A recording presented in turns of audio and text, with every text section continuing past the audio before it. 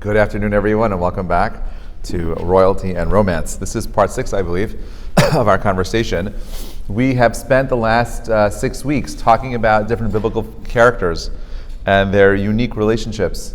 And we found a theme that kind of is woven through, excuse me.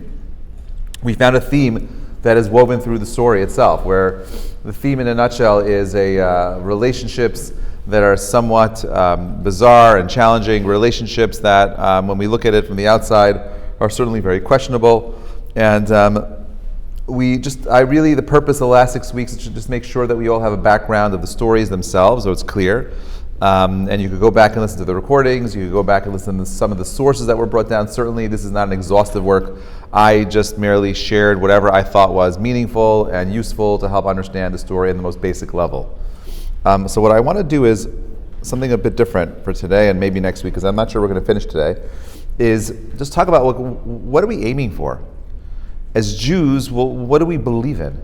Right? What is this? Like, what is it that the Torah, the stories of the Torah, and these relationships, and even ourselves and our own identities? Like, what is it about? Or what are we doing here? When we talk about being Jewish, we talk about our belief. What does that even mean? So let's just clarify some basic fundamental principles so we're all on the same page. Number one, okay, when you say you're Jewish, you're saying that you believe in the God of Abraham. You believe in a monotheistic faith, okay? You believe in that. What does that mean? What does it mean to be a monotheist? To be a monotheist means that you believe that there is a God that created the universe, that he created the universe with a purpose, and that he is actively involved in everything that happens in the world that we are currently living in right now. Not a God that created it and left, is nowhere to be seen, but a God that is intimately involved with everything, that every single atom in your body is there, being willed into existence by the Almighty, and he is aware of everything happening all at once. These things are very difficult to understand because we are finite and God is infinite. We think of things in a linear kind of mode. God is thinking things in 10 dimensions all at once. I don't understand what that really means exactly, but I know it's beyond my own comprehension and the comprehension of our combined efforts. Okay, we just can't understand it. There's limitations. But I do know that Judaism is driving towards something. Having said that, there's a God, there's a purpose, there's a plan. What is the purpose? What is the plan? What is all this for? If there's this infinite being that set all this up into motion, what's he driving at? What's he aiming toward? What are we aiming towards in Judaism? So there is a concept called Moshiach. And the reason why we specifically focused on the characters that we did in the weeks before is because they all have one thing in common. They all somehow play a role in the birth of Moshiach. Right? So is Moshiach the goal in Judaism? And what does that mean? And the truth is, maybe at some point, because that's not this class, but maybe afterwards, depending on how far we go, I'll do a separate class on Mashiach, Yemot Mashiach. What do we as Jews believe in? What does that time look like? And so on and so forth. Fascinating topic, very interesting. But before we even get to the post, what are we driving towards? What are we aiming for? What do we want? Right? What are we trying to? What is Judaism? Allowing us to try to conjure into the world by our actions. Right? The Torah is a bunch of people and their actions. We learn about those actions because we want to emulate the positive actions. We want to learn from the poor ones and make sure we don't repeat the same mistakes. Right? So what is it? Maimonides, who is a 12th, 13th century rabbi, one of the most important Jewish philosophers, right? Moshe ben Maimon, born in Cordova, Spain. I'm not sure if you've been to Spain, but I was there. I visited his house. There's a very beautiful statue that the Spaniards erected of Maimonides outside of his home. And actually, about 12 or 13 years ago, they tried putting they wanted to put Maimonides on the stamp, the official stamp of Spain. And this upset me very much because Maimonides left Spain when he was 12. And certainly, I don't see, he didn't write any of his books or works in Spain, but they want to take credit for the fact that he identified as being a Spaniard. He wrote at the end of he signed his name, he wrote Sfari Tahor at the end, Spanish, pure from Spain. He had his own personal connections, but when the Almohads, which was the equivalent of ISIS in the 12th century, came invading in the southern parts of Spain, he and his family went running. They ended up in Morocco. for a little bit, hiding in the mountains. From there, they ended up in Israel, from Israel to Egypt, and he ended up settling in Egypt. Now, what's so interesting about him as a character, as a person, as a thinker, is that the first commentary that he wrote was on Mishnayot, right? He wrote the Rambam HaPerush Mishnayot. Now, that work alone is encyclopedic, alone. And then, when he finished writing that when he was 20, not bad for a teen. When he was 20, the next 10 years, he dedicated his life to compiling all of Jewish law in an organized fashion. That means up until then, if you want to find out a specific law on Jewish anything, you had to open up the Talmud, and the Talmud was an ocean of information. It was not organized. Certainly, your task as the reader and learner of Talmud was to organize this information. Maimonides did it for you. Okay. By the time he was 30, he finished writing the second encyclopedic work ever. And each one of these things on their own would have been a massive accomplishment, and he would have been given accolades forever. But he does two of these things. But that's not where it ends.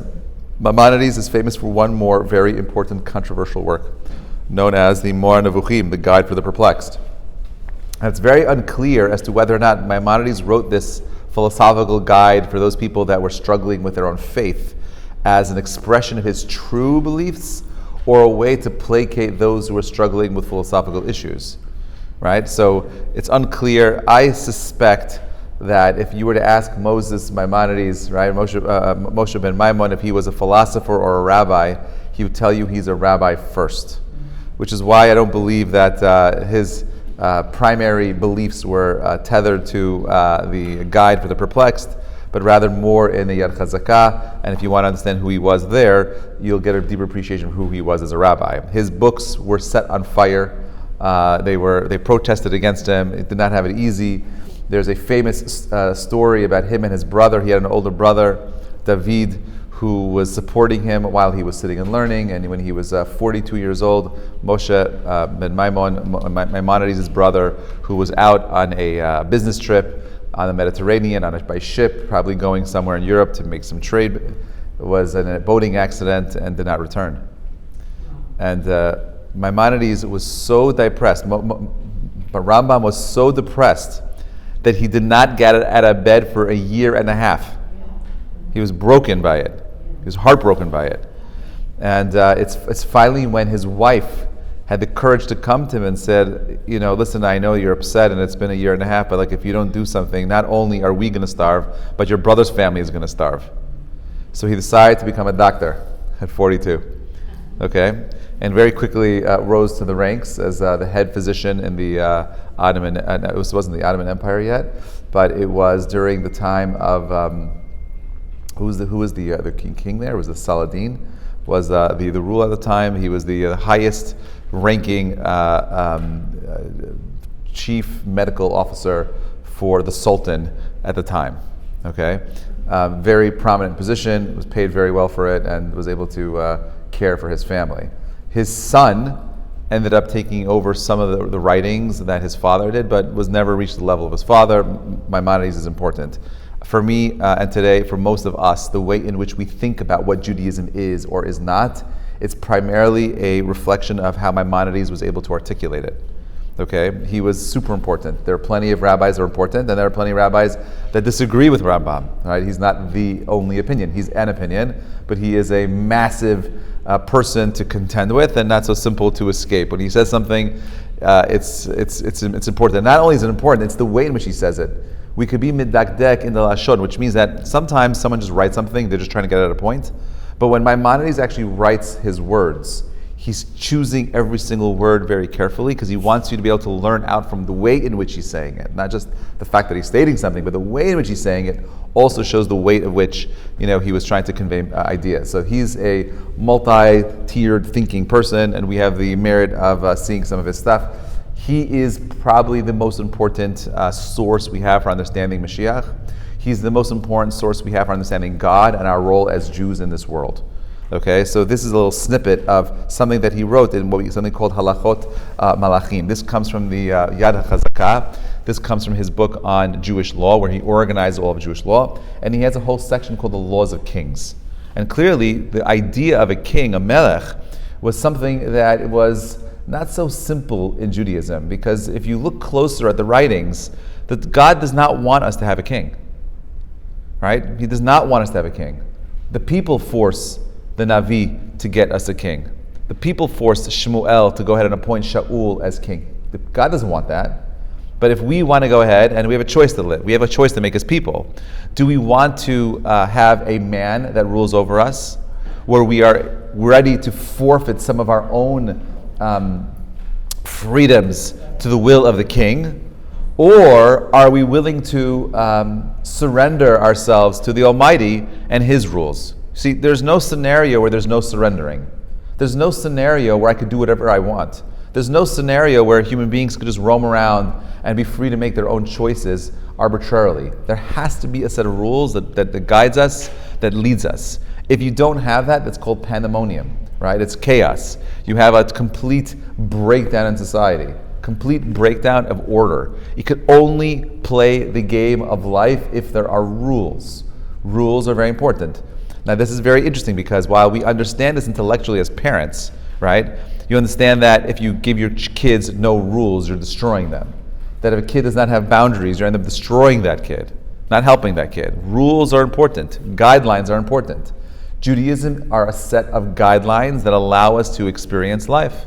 I want to drive a car. Fascinating, amazing, drive a car. But if there were no lights on the streets, how far do you think you'd get before a car hit you? Not very far, right? The rules of the game are there to help us create structure, to help us have order. The order allows us to experience the world that we're in. True freedom does not exist and it never can exist. It's an illusion. If you think you can run around doing whatever you want, with whomever you want, wherever you want, you are living in La La Land. Right? We have a name. Those are people are called sociopaths. I hope you're not one. But there is only a world of rules and order. Okay? So he says as follows. He says, nonetheless, I'm going to do the English for everybody, especially for the watchers and the listeners. He says as follows. This is in Hilchot Mishnah Torah, the laws of kings and wars. This is in Yud Aleph 7. All right, 11:7. He says, nonetheless, the thoughts of the Creator of the world are beyond any man's understandings, for our ways are not His ways, and the thoughts and our thoughts are not His thoughts. And all the doings of Jesus the Nazarene and that of the Ishmaelite, he's referring to Muhammad. The Rambam labels him as a Meshuggah in his Igeres Teiman, okay, who came after him are nothing here but to pave the way for the King Moshiach and prepare the entire world to worship God together, as it says, and he quotes the pasuk, okay, from then when they will realize that the Moshiach was false and they will abandon them and turn to God's true Messiah. I will return to the people of the pure language that they may call upon the name of the Lord and serve Him with one consent. Okay, fine. Let's understand what he's saying over here. Number one, he's answering a very important question. If we believe that there is a God, if we believe that God created the world and there's a purpose, right, we have to believe that that purpose has to be able to be understood and it had to have been communicated. We believe that communication happened at Mount Sinai. Okay, it's what we call the oral tradition. God is able to preserve a set of laws through an oral tradition and hands it down from generation to generation. But Rabbi, when I look at the world, I see there are 1.5 billion Christians and 1.2 billion Muslims, right? The Torah, the Jews only can claim about 14.7 million people on planet Earth. We make up less than 0.25% of the world population, or not even a percent.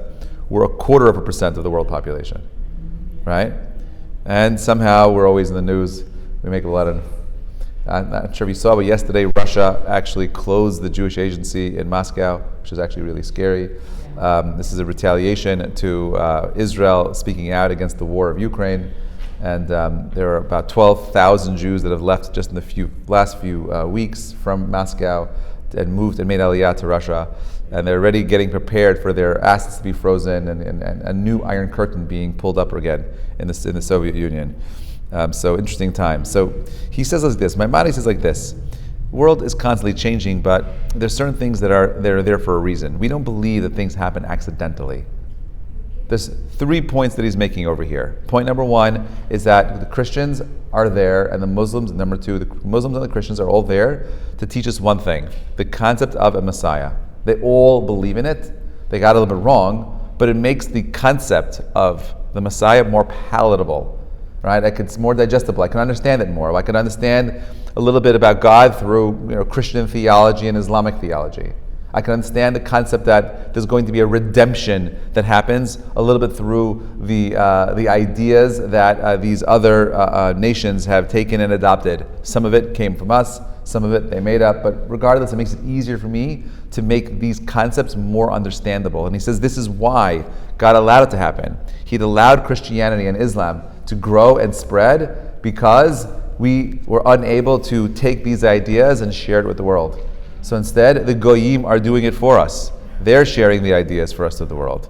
And now we know that there are about 3 billion, half of the people on planet Earth are believers in a monotheistic God, okay, which is fascinating. And most of those people that carried out this missionary work were not Jews, right? These were our cousins, our beautiful Gentile cousins who are going out and spreading their word, okay? And this is what he says here. Now, the last part over here is interesting. It's very subtle, but it's very important to kind of double click on this. He says over there at the end, he says,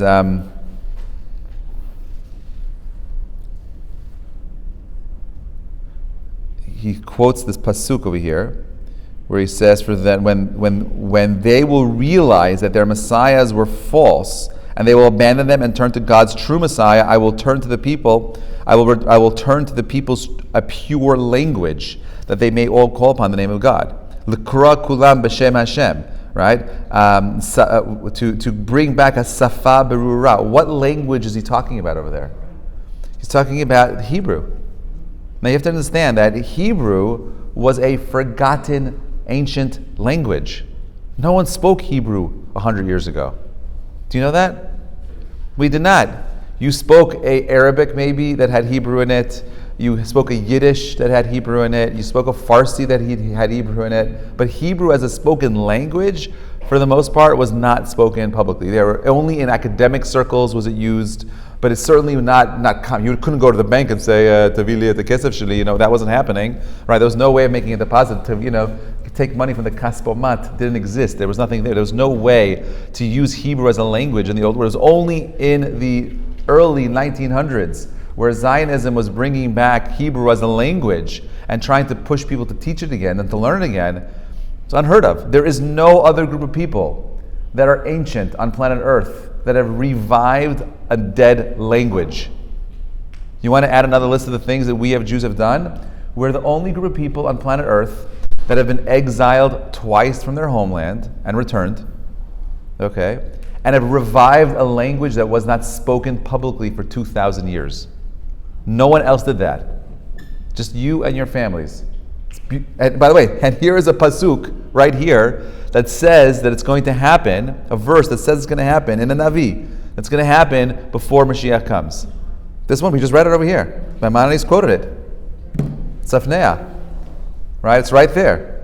He says, "Shenemar ki az afoch al ha'amim safa berura." I'm going to bring it back. I'm going to bring back this lost language. He said this was written 2,000 years ago. 2,000 years ago, as Jews, we knew that we were going to be scattered to the four corners of the earth. We knew, we were promised by the Nevi'im that not only are we going to be scattered to the four corners of the earth, but we are going to have the chutzpah to return back to our homeland and rebuild Israel. Right?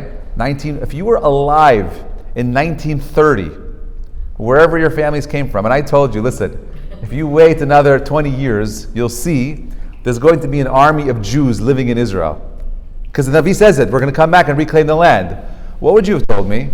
You're crazy, Rabbi.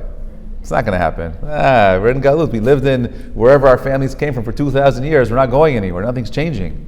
It's not going to happen. And all those people that made Aliyah in the 1850s, they all went back. They failed. They barely succeeded. Israel was filled with all kinds of disaster, of starvation and disease. Those people just died. They couldn't. Israel was a harsh land to go to. It wasn't ready for us yet. And then something changed, and everything opened up, and then boom, Israel's booming. When the British finally gave us back the land of Israel, you know what they said? They won't last for more than 6 months. They will have no water. They'll have no food. It's over. Game over. They could take the land. They were laughing and walked away laughing, like, haha, well, Jews are so foolish. There's no way they could do this. Israel today is the number one exporter of water in the Middle East. Did you know that? That Israel exports more water than any other country in the Middle East?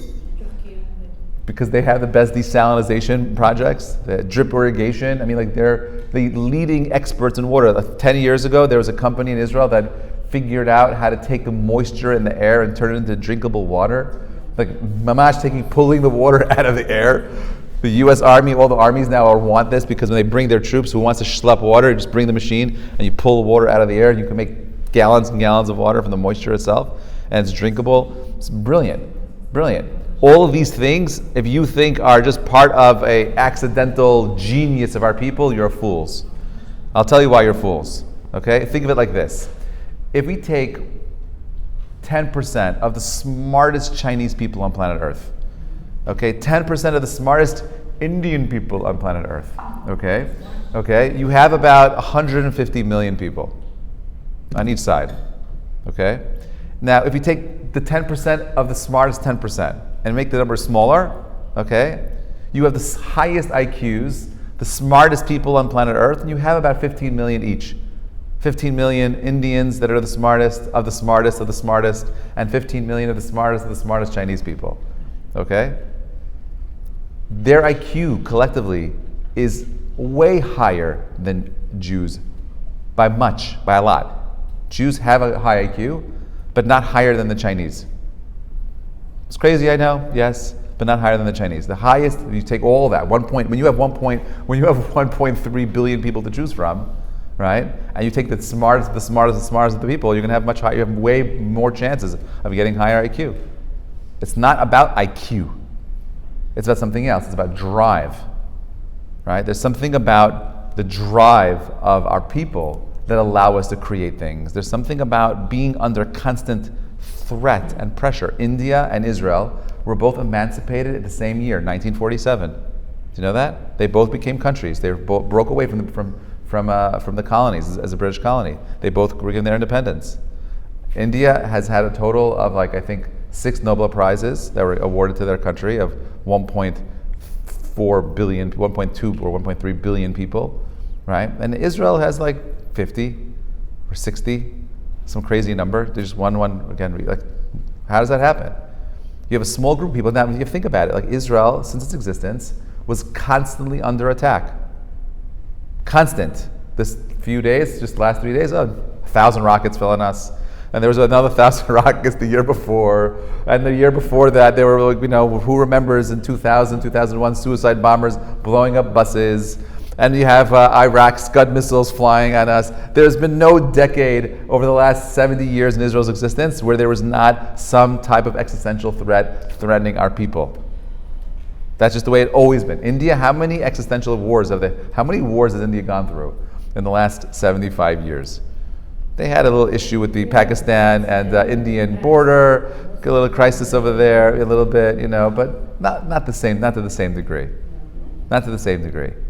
So it's the circumstances that we find ourselves in that are leading us towards something. That our prophets, our ancestors believed that there's going to be a time when we're all going to go back to Jerusalem. That for 2,000 years, as we watched the temple burn to the ground, we knew when we left that one day we'd make that promise. Im eshkechech Yerushalayim tishkach yemini ve'im tidbak lashani lechiki im lo asgerechi. Right? Let my right hand forget its cunning. Right? We were saying this, where do we say this? At every single chuppah for 2,000 years. For 2,000 years, every person that gets married takes an oath that one day they're going to rebuild the Beit HaMikdash. Why? Because we want to rebuild the house for God. We want to bring back this thing we want to get to this place called the messianic era. These families that we've learned about, that we've read about over the last few weeks are all part of this story, right? And so we're not just talking about random things that happened thousands of years ago. There's a purpose to all of this. It's driving towards something. And one of the things that I kept speaking about was this idea of virtue, this idea of passion and virtue intermingling with one another. And there's something very potent about that. That as Jews, when it was about 8 years ago, I was in Costa Rica. I do a lot of, there was a time where I did a lot of destination weddings. So I had a destination waiting in Costa Rica. We were all the way in the northern part of Costa Rica on the Pacific side of it. And we were there for a couple of days, and I brought my wife with me, and let's go down. We're going to go to the Arnal Valley, we'll go to the volcanoes, and we'll go to that green area, and so on and so forth. So on my way there, okay, I'm just driving with her. Beautiful greenery, it's stunning. If you haven't gone, totally worth going. Beautiful country. Okay, very nice people. And I'm driving, and on my way there, I see a sign that says Makolet in Hebrew. I'm like, what? I stop the car, I reverse, it says Makolet. I'm like, okay, great. So Makolet, the word's Makolet. I'm like, okay, this is so cool. There's a Makolet in Costa Rica. So I'm driving down the road, and I finally see the Makolet. I pass the Makolet, and then right before I get to the Makolet, there's a sign that says Malon, hotel. I'm like, where am I? So I pull over to the Makolet, I get to the Makolet, and Ruti greets me. Hey, Alan! Because I walk into my kippah, whatever it is, I'm like, what are you guys doing over here? She's like, there's 40 of us that live here, we're Israelis, and we left Israel, in 2004, after all the bus bombings. We were all, traumatized, and we decided as friends, we're going to move to a country where there's no army.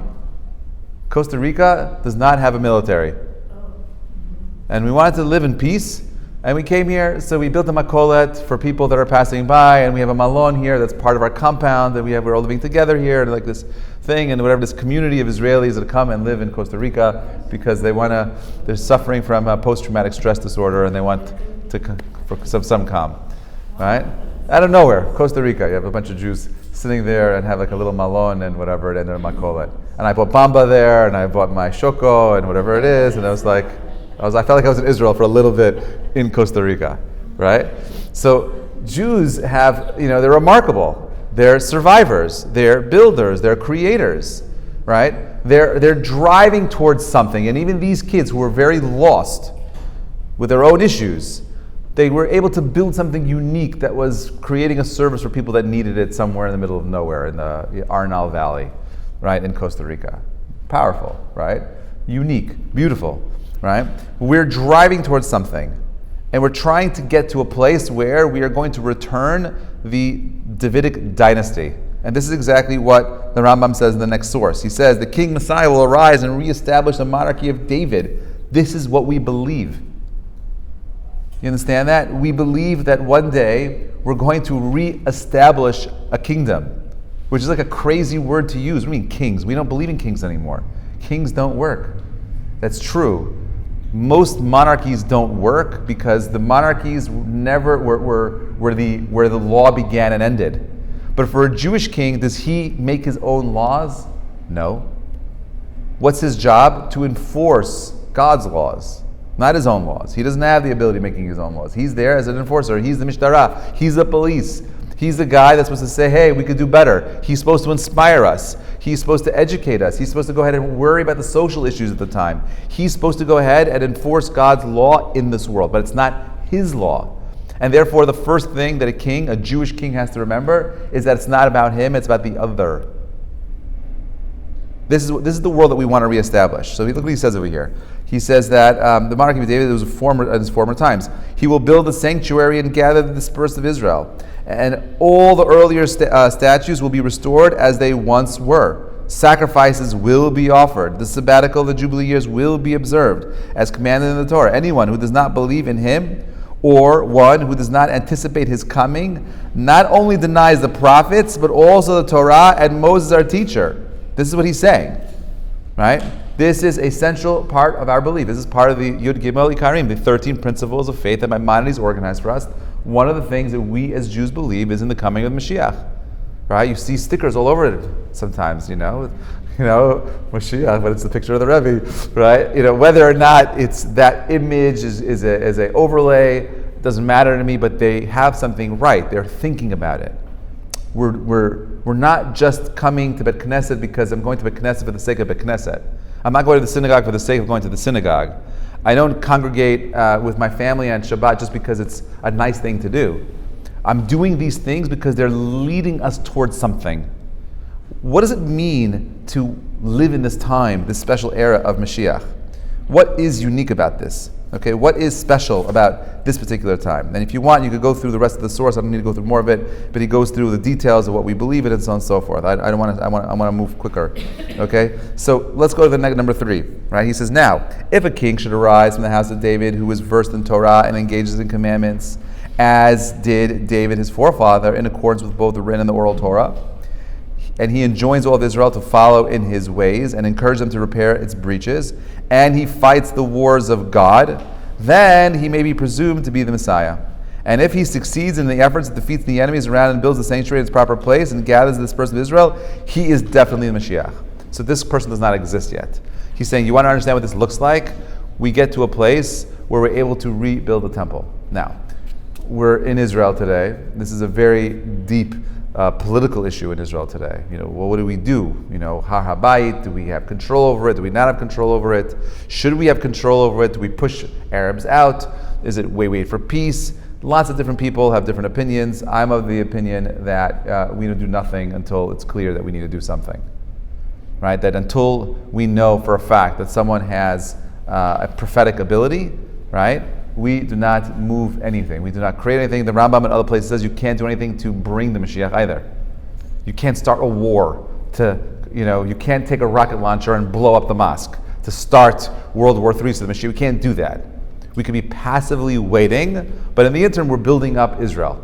We're going to make it easier. We'll create the infrastructure so that when Mashiach comes, we could bring all the people back to Israel, which is ultimately what we want. Okay, we want that. We want at some point.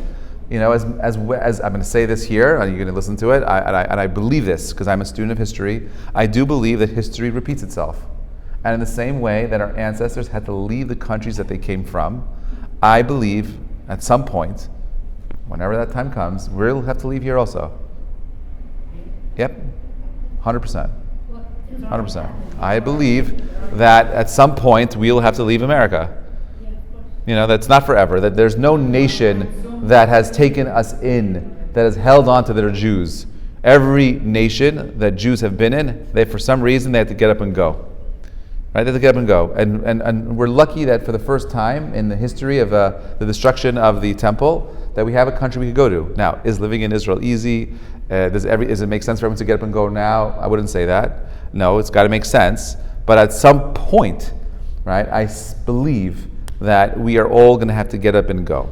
Right? It should be for good tidings. It should be for hearing the shofar call, and we're ready to go and rebuild, and the clarity, the knowledge of that everything that we stood for and we fought for was for emet, and that's the reason why we go. And it should not come from the trying tribulations that come with all too often our people having to get up and go. It should come from a peaceful, loving place, right? So we have this thing that we're being driven towards. We are being driven towards this thing called Mashiach. And these characters that we saw are the expression of this messianic person. So, for example, we said last week, this is a quote from Rashi, Ish en ba'aretz, right? What were we talking about over there? This is when the daughters of Lot recognized that there were no men left on the earth. And he says, they thought that the whole world had been destroyed, as in the generation of the flood. And this was their justification for getting their father drunk. Source number 5. Okay. He says as follows. Our Bereshit, this is the Rabbeinu Bachya. Okay. He says as follows. Number 5. Our sages in Bereshit Rabbah, they give the daughters credits for having wanted to preserve the human species, as they thought that they and their father were the sole survivors during that generation.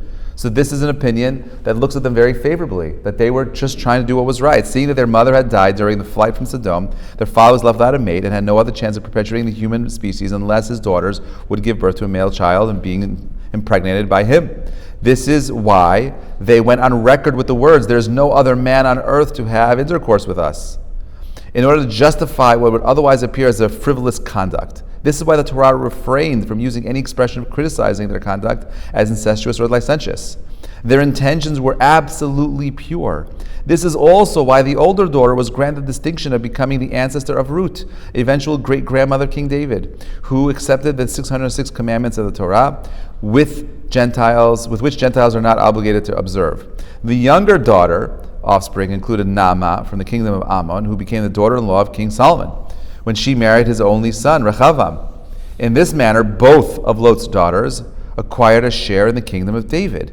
This is also why our sages in the Baba Kama have said that the reason God commanded the Israelites not to harass either the Moabites or the Ammonites when they were traveling through the desert was the conduct of these people's founding mothers, Lot's daughters. Our sages go so far to quote God as saying that it had not only been these two predot tovot, good seeds, which emerged from these two nations, which justified him in keeping these peoples alive in history. This particular portion of the Torah is one of the small number concerning which the sages said that it may be read both in the original Hebrew and be translated into the languages of the reader are familiar with. To the question why this is not obvious, the sages answered that there were contrary considerations, namely that out of concern of the honor of the family and purity of Avram, this passage should not be read in translation for the unlearned people. The Talmud described that such considerations was not sufficient to withhold information in our portions from the wider audience. So, in a nutshell, based on Rabbeinu Bachya, when we look back at the story of Lot and the daughters, from his perspective, they did the right thing. That it was coming from a very noble place, and the proof in the pudding is that the descendants ended up marrying into the family of David and becoming part of the seed that allows David to emerge in the world. So who's the father when David is it Lot? Yes. Ramban says, "Tzadka mimenu tzadka." Right, but who's he talking about over here? He mi'ober rotenu dershu sheyatza bat kol v'amra mimenu me'ai hadvarim lashon Rashi hanachon shehu kumo tzadikim tovim. What are we talking about over here?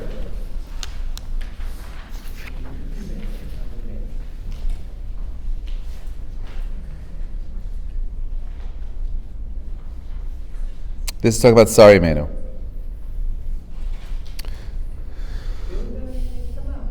This is Yehudah Tamar.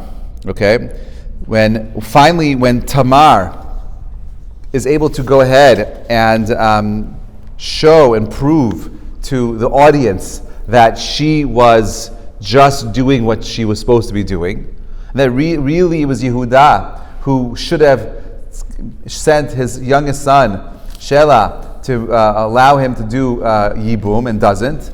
And she's just an innocent bystander here, and Yehudah takes this responsibility.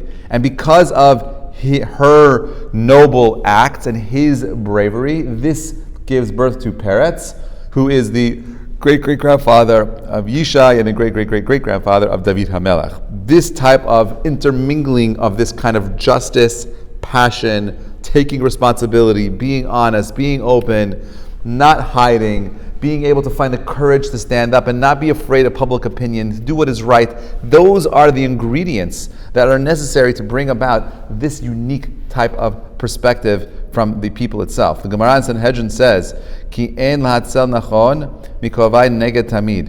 Right? What is the meaning which is written? I am ready to stumble, and my pain is always before me. Batsheva, daughter of Elam, was destined to fit for David for the 6 days of creation. Right, we said this last time, that Batsheva, she has, on a spiritual plane, a deep cosmic connection to David HaMelech.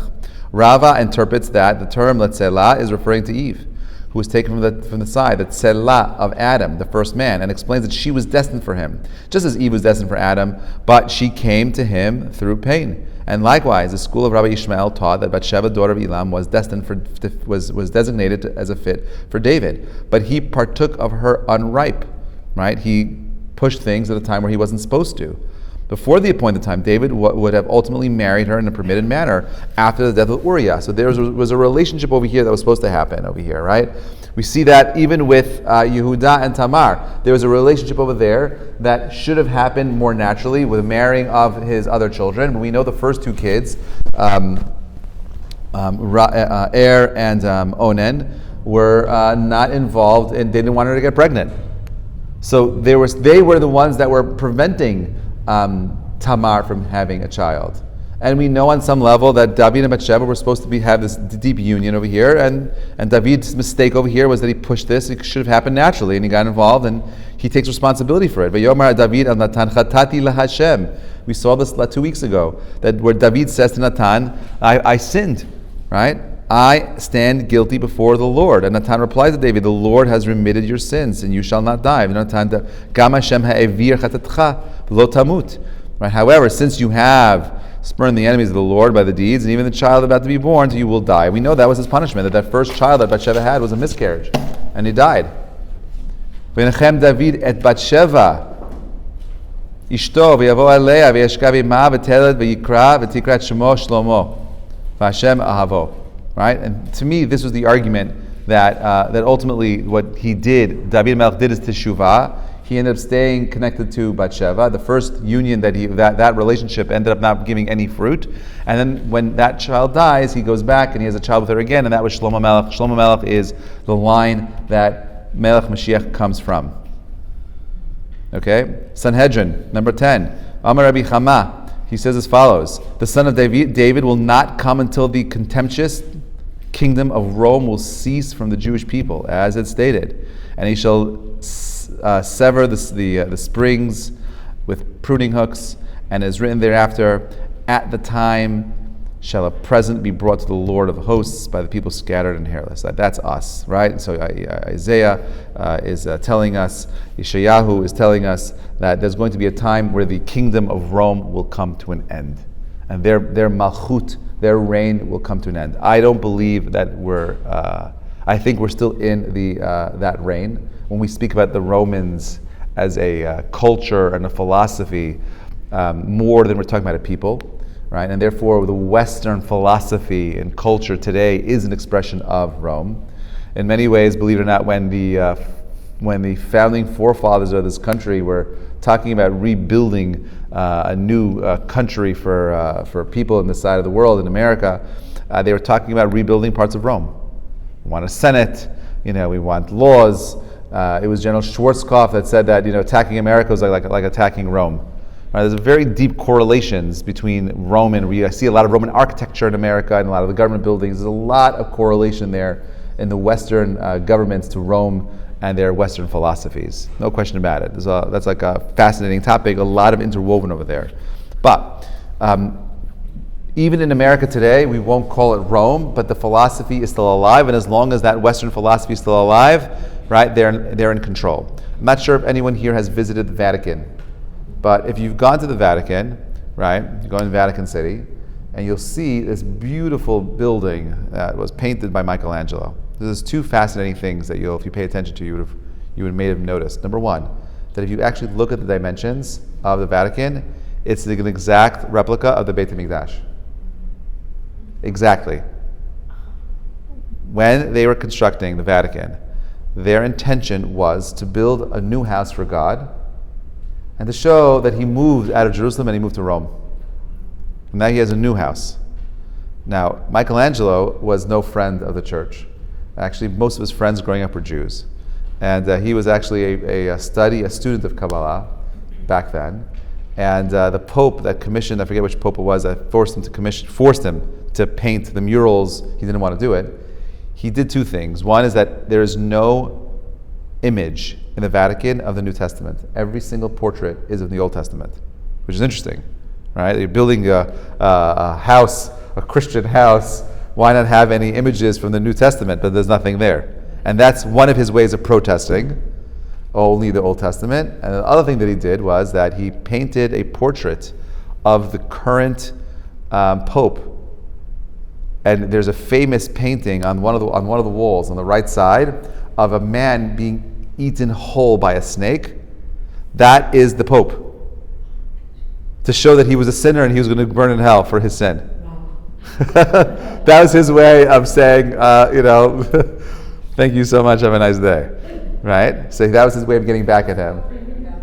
Yeah, there's a book called The Sistine Secrets, where it goes through all of the different interesting, the Sistine Secrets, like the Sistine Chapel, like 16, but Sistine Secrets, about all the things that Michelangelo did to, and a lot of those, 100%, a lot of codes and hidden things in the art of, what he was trying to get to and get back at the church for what they did to him and to the Jewish people, believe it or not. So you see, there's this idea that these Christians, early Christians, believed that they were replacing us, and that Judaism had failed, that God had abandoned the Jewish people, and the proof was that look at them, they're a sorry people scattered across on planet Earth.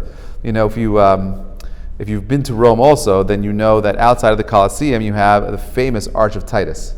The Arch of Titus is famous because it has that depiction of the Romans carrying out the vessels of the temple, and more specifically the menorah itself. Right. So when around Easter time, okay, for hundreds of years, in Rome they would make Jews walk through the arch as a reminder that they were sent into Galut, right? They were sent into Galut, and they would also take out the begadim, the clothing of the Kohen Gadol, and they take out the skin of Rabbi Yochanan, right? And they make them wear it, and they parade them through the streets, making fun of them, throwing things at them, and so on and so forth. It was sometime in 1976 or 74, I don't remember the year, where the Israeli government got permission from the Roman authorities to bring a delegation of members of the Knesset to Rome. And they asked permission to be able to walk through the arch. It was earlier. So they ended up not walking through, but they walked through backwards as a way of showing that we're turning back the clock, that we're no longer bound by this criticism of the past and so on and so forth, but like things have changed, right? And I think it's a very powerful idea. But you see, all of this is leading us towards something. You think it's all accidental, but it's not. There are 16 prophecies that are brought down by the prophets. Okay? 16. There are 3 that were waiting to happen. All 13 of the 16 have come true. Okay? There's 3 left. The last 3 are the Jews returning to the land of Israel. We're in the middle of that. Kibbutz Galiot, the Jews coming back to the land of Israel. That's number 14. 15 is the rebuilding of the third temple. And you know what 16 is? The last one is the resurrection of the dead. Right? The last one. The resurrection, that's more midrashic, the rolling of the bodies and so on and so forth. The resurrection of the dead is a very scary kind of thing. But if you were paying attention last week, scientists have figured out how to bring pigs that are dead back to life. They're brain cells. We're starting, right? And we're getting ourselves to a place where someone like, what's his name again? Ray Kurzweil, who's an author of a book called The Singularity, and is the head of Google X, all the Google projects that are like these crazy, like sci-fi projects of like life extension and so on and so forth. He's a genius. When he was 17 years old, he created the Kurzweil keyboard. That's why the name's familiar. All keyboards were named Kurzweils. He invented it as a 17-year-old kid. Super genius kid, Jewish guy, Ray Kurzweil. He wrote a book called The Singularity. Anyway, so he believes that if we are able to survive the next 10 years, right? If you don't do anything stupid the next 10 years, you will live at a time where you'll be able to choose when you want to die. Right? We're talking about life extension beyond our comprehension. Right? How is that happening? He says that the singularity is when artificial intelligence, this is like totally out of what I want to speak about, but I think it's interesting because I think it's related, because I don't believe that Tchiyat HaMeitim has to be Moshiach coming and waving his wand, around the cemetery and people popping out of the ground. Rabbi Aryeh Kaplan said, and he wrote this in 1982, that the resurrection of the dead can be a scientific knowledge that is finally discovered by humanity. It's the scientific ability to bring back the dead. And I'm saying that like we're having these conversations today. When you were a kid, no self-respected, self-righteous, scientist would say, yeah, we're going to create a world where we could bring back people from the dead, or you could live forever. No one would ever say that, but that's what people are saying today, right? We're talking about. You remember the show? There was a cartoon I grew up with called The Jetsons. Yes. Do you know that the anniversary was yesterday? The Jetsons actually were when they were telling that story. It was in the year 2022. Wow. Right? It's crazy, right? Remember that? Yeah, the Jetsons was animated, and they were trying to show us what the year 2022 would look like. Now, what's interesting is that there's so many things there that if my kids saw, they're like, yeah, what's the big deal? There's nothing so futuristic over here except for the folding cars and the streets that are always moving everywhere. But today you have screens where we could see people, FaceTime. Who thought of that? You'd ever live in a world where you could actually see a person across the world and listen and watch videos of people like our grandparents. It's just like a crazy, mind-boggling thing, right? And that, you could get into a car today that drives itself. It's crazy. Like, who's thinking about these kinds of things, right? That you have I forgot her name. Rosie, I think was her name. What was the name of the robot? I think it was Rosie. She remembers. It was Rosie. This robot that goes around cleaning the house. Today you have the Roomba robots. You leave it in your room and it'll vacuum things for you and so on and so forth. It's not so crazy, right? So many of those ideas that were fantasy 50 years ago, 60 years ago, are reality today. So we're driving towards something, right? We're moving towards something. It's not just a world where we could just sit and live in luxury for the sake of luxury. It's us moving ourselves to a world where we could bask in the presence of God. That's ultimately what we want. The technology, the science, the people, the history, the politics, everything that you are experiencing here and now is driving us towards something. And that thing is called Moshiach. And the question is, do you want it? Now, so how do we wrap our minds around this concept of Mashiach and the correlation of these people and their relationships? I'm not going to answer that question this week, but we'll see next week, God willing, that Rabbi Soloveitchik, we're going to go through most of his works on this particular topic. He wrote a lot about it. Rav Yosef Ber Soloveitchik, J.B. Soloveitchik, he wrote a lot about this. And I like his understanding, interpretation of this particular subject. How do we reconcile all of this cosmic disarray in these families that lead us to something so profound? And if you want a little snippet, what he says in a nutshell, and this is what the Chachamim say as well, is that every single time God wants to bring something forward into the world, he created a system where he's going to be challenged. Why?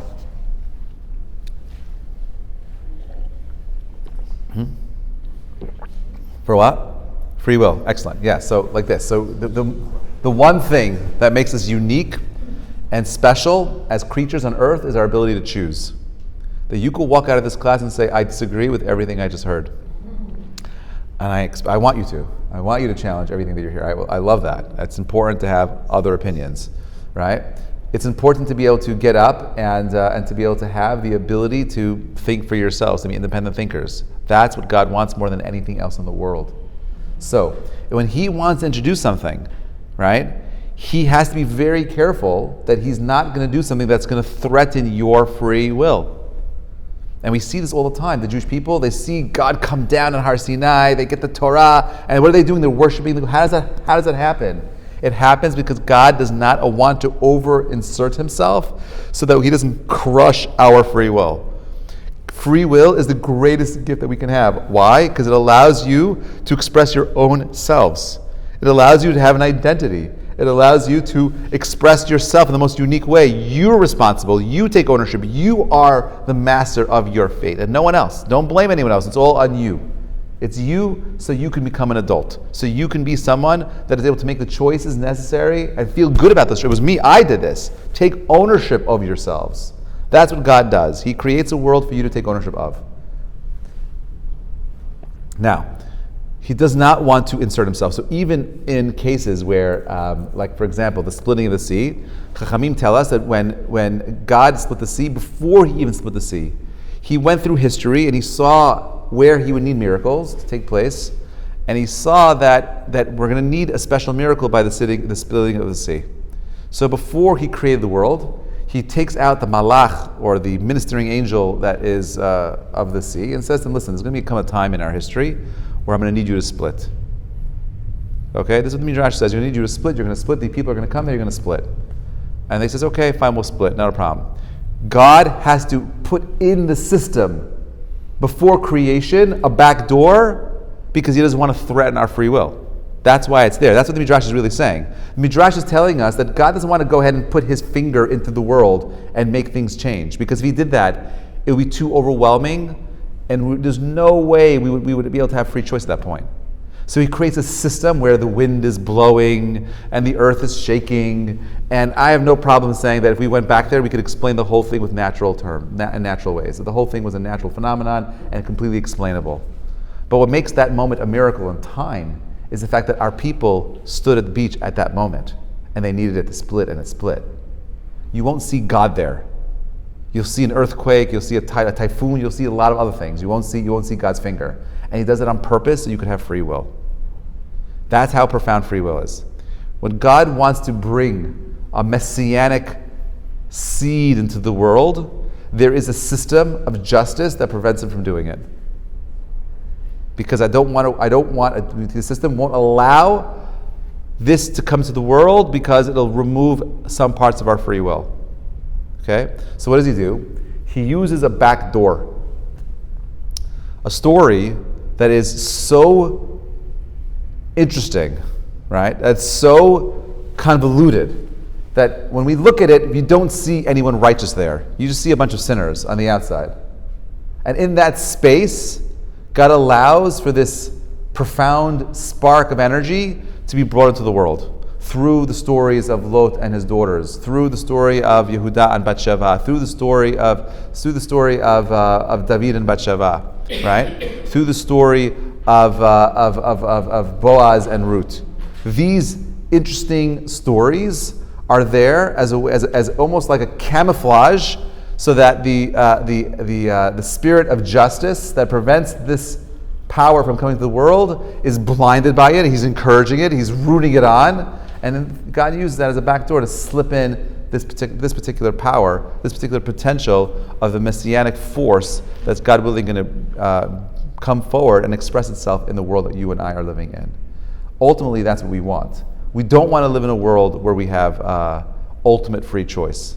The Gemara says that. If you have a choice between being born or not being born, the Gemara says, better not to be born. If you could choose between being alive and never being born, it's better to choose never to have been born. That's what the Gemara says. Back and forth. Why? Why? Because when you're alive, you can make so many mistakes. So many mistakes where you could create a world which is worse as a result of your actions. And who wants to take that responsibility? I'd rather not have that responsibility, is what they're saying. I don't want to have that free will. But free will, by the way, how many of you would love to be in a situation where you have no more doubts? Right? But you realize by removing doubt, you're losing your choice. Think of it for a second. Think of that for a minute. When you have no more doubts, you're losing choice. It's a weird place to be in. But you've got to pick and choose where you want to be in. Do you want to be in a world where you have doubts, or do you want to be in a world with no doubts? So when we speak about having Moshiach, what we're saying on some level is we want to live in a world with no doubts. And we recognize that in that space, we diminish our ability to choose. There's no choice anymore. And that's a terrifying thought. And God willing, we will pick up with that thought next week. Thank you so much for listening. I'll take questions.